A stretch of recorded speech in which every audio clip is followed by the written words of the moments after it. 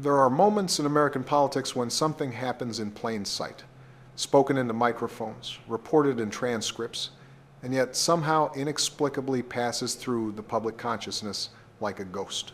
This is one of those moments. On a day when the news cycle was crowded with the usual din of partisan argument and cable television theatrics, Chuck Schumer, the Senate Minority Leader, said something that should have stopped everyone in their tracks. But it didn't. The networks moved on. The social media algorithm pushed other stories forward. And by the next morning, it was buried under layers of newer outrage and fresher scandals. But here's what we've learned from studying political movements, from understanding how power actually operates in Washington. The things nobody is talking about are often the things that matter most. Schumer didn't make some inflammatory statement. He didn't engage in the kind of partisan theater we've come to expect from leadership on either side of the aisle. Instead, he did something more strategic. He exposed something.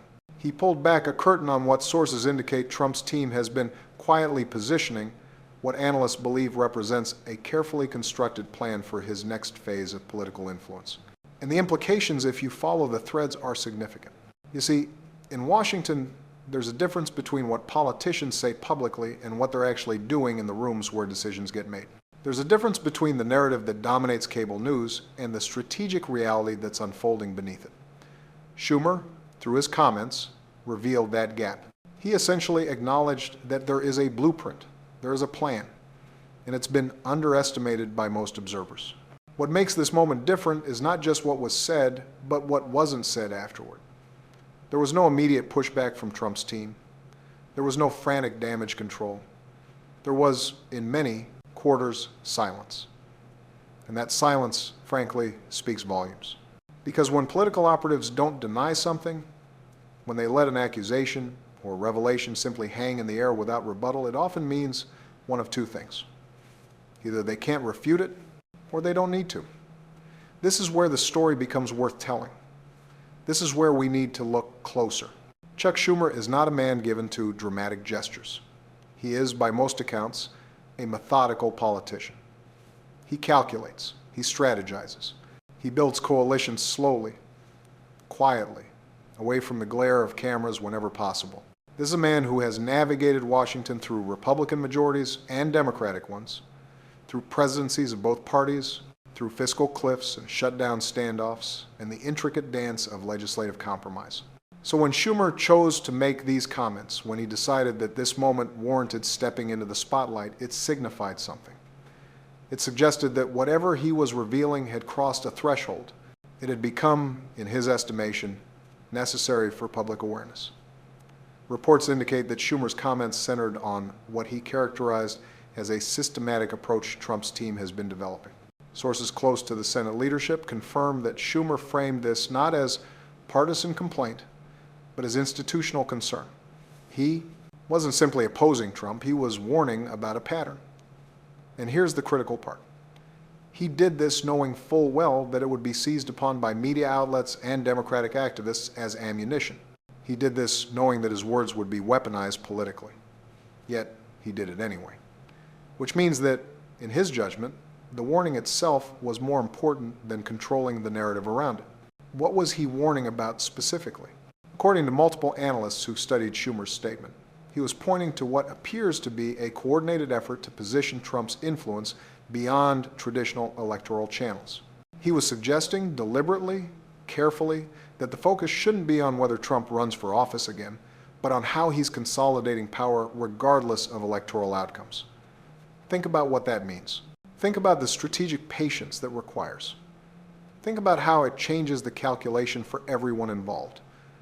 Schumer, by breaking ranks from the kind of partisan response we might expect, was essentially saying, this isn't about 2024 or 2026. This is about something deeper. This is about a fundamental repositioning of political power.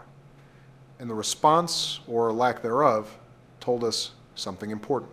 When Trump's team didn't aggressively counter Schumer's framing, when they didn't mount a public defense, it suggested two possibilities.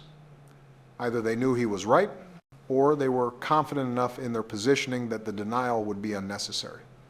Both scenarios carry weight. If you step back from the day-to-day noise and look at what's actually been happening over the past 18 months, a picture emerges. It's not the picture that cable news presents. It's not the picture that most political commentary focuses on. But it's there, if you look carefully. Trump's team hasn't been simply preparing for a campaign. They've been building something more durable than that. They've been constructing what strategists call a parallel political structure. What does that mean? It means developing independent media channels. It means cultivating relationships with state-level operatives who no longer need to answer to the Republican National Committee. It means establishing financial pipelines that don't depend on traditional donor networks. It means, in essence, creating a political machine that operates on its own terms, according to its own logic, independent of whether Trump is running for office. And analysts note that this approach has a particular strategic. It's resilient to electoral defeat. If Trump loses an election, this structure remains. If Republican leadership distances itself, this structure remains. If legal challenges accumulate, this structure remains. Because it's not contingent on any single office or any single outcome. This is what appears to have concerned Schumer enough to speak publicly about it. Historically, presidential influence after leaving office has been limited. Former presidents could speak, could endorse, could raise money, but their actual power diminished considerably. The presidency is uniquely positioned to command attention and resources and institutional loyalty in ways that private life is not. What Trump's team seems to be doing, and this is what observers believe Schumer was obliquely referencing, is trying to reverse that equation. They're trying to maintain or even amplify presidential-level influence without requiring the presidency itself. Is it sustainable? Analysts debate this. Some argue that without the actual machinery of federal office, this structure will eventually weaken. Others contend that in an age of direct media access, decentralized fundraising, and personality-driven politics, the traditional sources of presidential power matter less than they once did. But here's what seems clear. Someone in Schumer's position, someone with access to classified briefings, intelligence reports, and deep knowledge of Republican strategy, clearly believes this initiative is far enough along to warrant warning the country about it. And that, perhaps, is the most telling detail of all. Here's where it gets complicated. And it's complicated in a way that most political analysts have failed to adequately explain. The traditional assumption about American politics is that power flows from elections. You win elections, you gain office, you exercise power, you lose elections, your power diminishes. It's linear. It's predictable. It's the framework we've used to understand American politics for generations. But what if you didn't accept that framework? What if you built a different system? Sources indicate that Trump's team has been systematically doing exactly that. They've been constructing a network of media properties not all explicitly aligned with Trump, but strategically positioned to amplify his messaging and marginalize his opposition. They've been cultivating relationships with state legislators and governors who have their own ambitions and their own reasons to cooperate.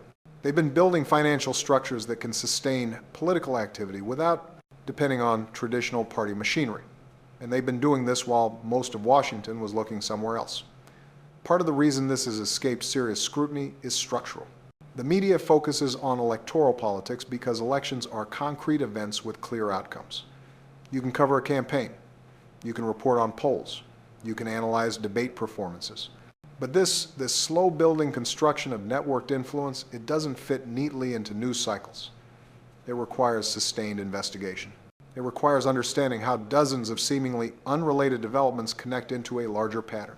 Schumer, speaking from his position of institutional knowledge, was essentially doing what political leadership should do, pointing out that pattern before it became too late to reckon with it honestly. And the response again, the notable lack of aggressive rebuttal suggested that observers within Republican circles were well aware of what Schumer was describing. They weren't shocked by his revelation because it wasn't a revelation to them. It was a confirmation. It was public acknowledgement of something they already knew was happening. Think about the implications of that.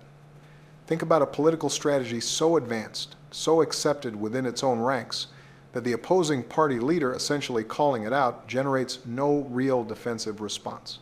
It suggests confidence, or it suggests inevitability, or perhaps both. And that's where the calculation becomes urgent. Because if this structure is real, if it's as advanced as sources suggest, then the conventional political timeline, the one that assumes power cycles through elections, may no longer apply. The question then becomes not whether this will matter, but when and how, and what can be done about it now. What happened after Schumer spoke? On one level, nothing. The news cycle moved on. The partisan talking points adjusted accordingly. Democratic media outlets called it a warning. Republican outlets called it partisan overreach. The debate played out in the usual channels, according to the usual scripts. But beneath that surface, something more significant was occurring. Schumer's comments created what strategists call a framing problem for Trump's team. By naming the strategy, by drawing attention to the systematic nature of it, Schumer forced them into a position where they had to acknowledge, defend, or deny something they might have preferred to simply build quietly. And they chose, in many cases, to neither aggressively deny nor extensively defend. They chose a middle path. Acknowledgement without apology, a kind of, yes, we're building this and we don't think there's anything wrong with it positioning. This has implications. First, it signals to Republican operatives and allies that this strategy has enough backing and momentum to be spoken about openly. The silence, the lack of rebuke, amounts to institutional approval. Second, it puts pressure on Democrats to develop a counter-strategy. You can't simply oppose something this fundamental with the usual legislative or electoral approaches. You need to think differently. You need to build differently. Third, and perhaps most importantly, it accelerates the timeline. When something that was operating in relative obscurity gets exposed publicly, it changes the dynamics. Actors move faster. They're no longer simply building in shadows. They're building with awareness that they're being watched.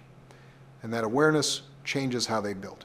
Analysts suggest that what Schumer essentially did was force the playing field to be more transparent. He pulled back the curtain. He said plainly, this is what's happening. Everybody now knows this is happening. So now let's discuss it, which is strategic brilliance, actually. Because once something is in the open, once it's named and acknowledged, it becomes subject to different kinds of scrutiny and different kinds of response. You can't quietly consolidate power if everyone's watching you consolidate power. The real question, then, isn't whether Trump's team was building this network. Reports suggest they were. Sources confirm that they are. The real question is, now that it's been exposed, what does everyone do next? When you study political history, when you look at how power actually consolidates, how influence actually persists, how political movements actually endure, you find that the most consequential developments are rarely the ones that dominate the headlines. They're the quiet ones. They're the structural ones. They're the ones that exist beneath the surface of electoral politics, gradually reshaping the terrain itself. What Schumer did was bring one of those developments to the surface. He said, this matters. Pay attention. This is real. And now, the question becomes, what does the country do with that information? Because that's the thing about political narratives in this era. They're not simply descriptive. They're not simply reporting what happened. They're doing something active. They're shaping what comes next.